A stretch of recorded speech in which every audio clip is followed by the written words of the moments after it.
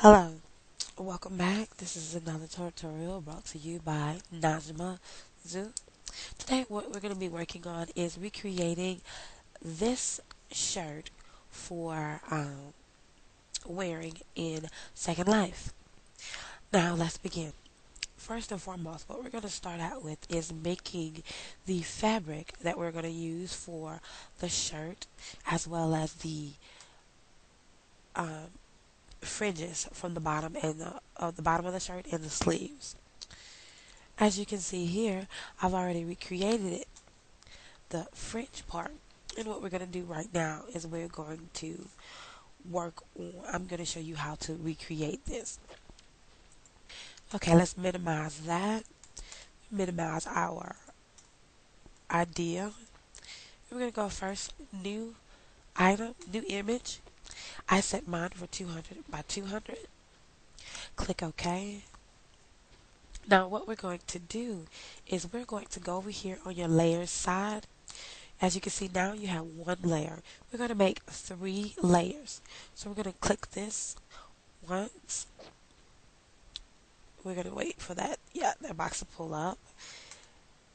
And then we're going to click it one more time. So we have 3 empty layers. Okay, now what we're going to do is we're going to flood fill our layers with our various colors. As you saw in our shirt, our various colors are red, black, and white. So we're going to put white at the top, black in the middle, and we're going to go over here to our color palette and pick up a red color. Now the tutorial ideal had a bright, vibrant red.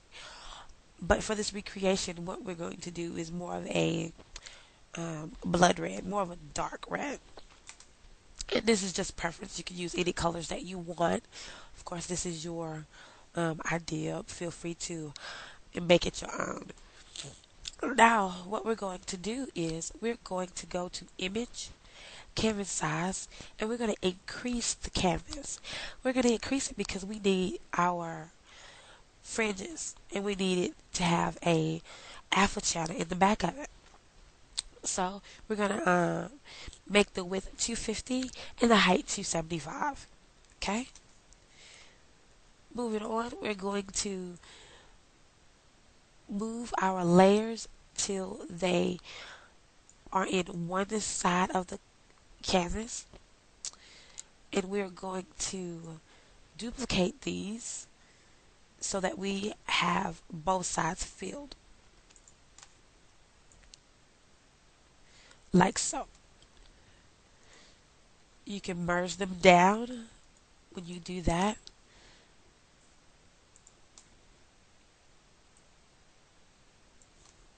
That way you still have them back down to 3 layers.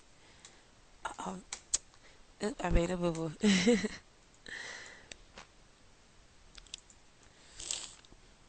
Once you duplicate all layers, we are going to begin with our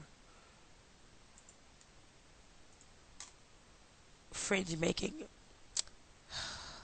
Did it again.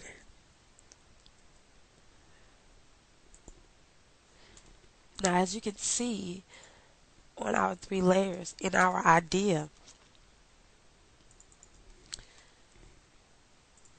the fringes have little slits and cuts in it. To do this, we can going to use our freehand selection, and we're going to just make some various heels and triangles in it. Okay? Now,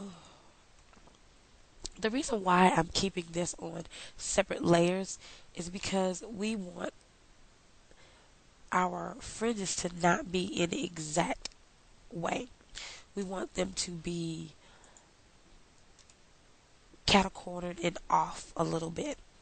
That way we have our desired effect.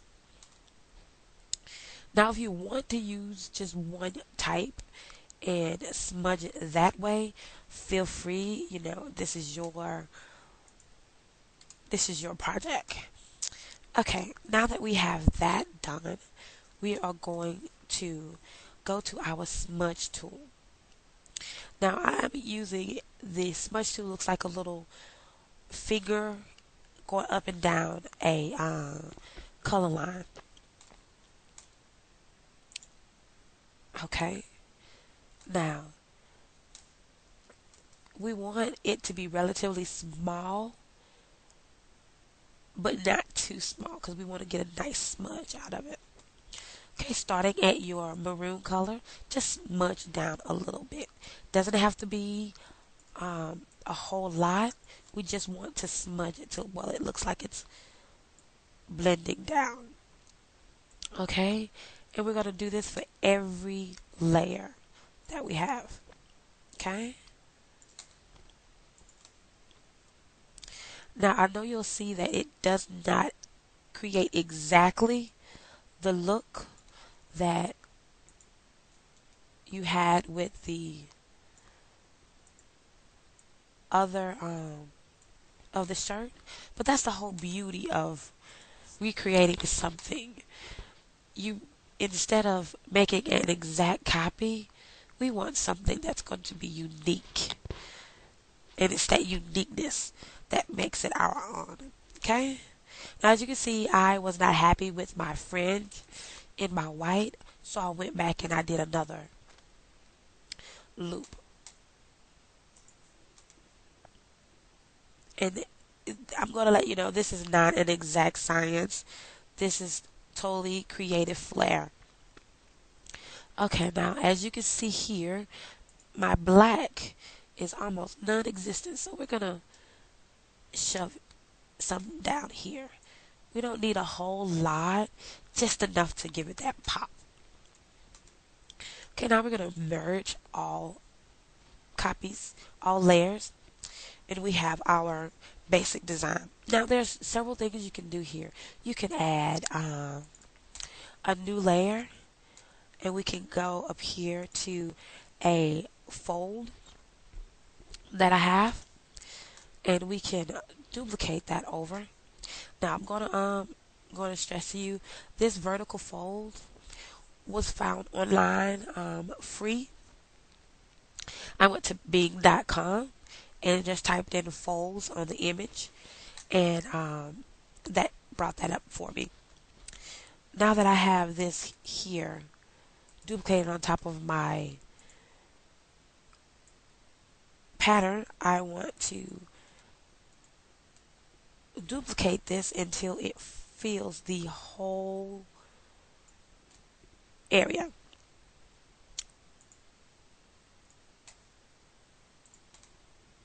Now,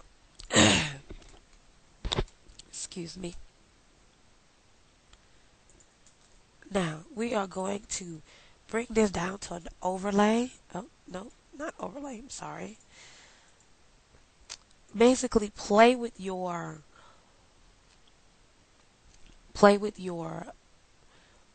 hues and saturations till you get a desired effect. Now, I kind of like this effect on it. Now, what we're going to do is get my magic wand, and we're going to go to our layer down here, click on a empty spot, and delete that unnecessary stuff from our fold pattern. Okay, now we have a nice little fringed area for our shirt. Now we can bring this opacity down a little bit on here to make it a little bit more white and give it a little bit more oomph. I found this is a nice way to make folds and textures into a fabric. You want to save this. I'm going to save it as Tristan's fabric, only because Tristan is the person who asked me to do this for him or her. I'm sorry, I'm not sure. I'm sorry if I got your gender wrong, Tristan. Don't hit me. Don't hate me. Okay, we're going to save this, and we're going to minimize it and put it to the side. Now, take a break. and we will start on the next portion of this tutorial.